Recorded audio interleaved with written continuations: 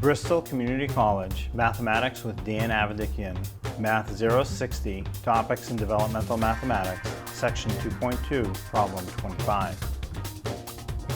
This is Section 2.2, Problem 25. It says find the prime factorization of the number, write repeated primes using exponents. So we have 64. So we want to find what primes multiply to make a 64. So let's start by breaking the 64 down to any two numbers that multiply to make a 64. There are a lot of options to start off with, but the first one that I see is 8 times 8. 8 times 8 multiplies to make a 64. Neither one is prime, so I'll break each one down a little bit further.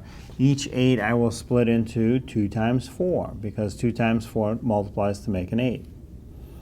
Now, at this point, the 4s can be split again. The 2s are prime, so as I come down for the next row, this first 2 will come straight down without splitting.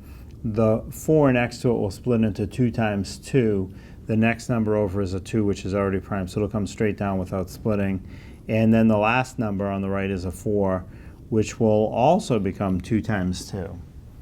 So in the end, everything is a 2. So we have 1, 2, 3, 4, 5, 6 2s.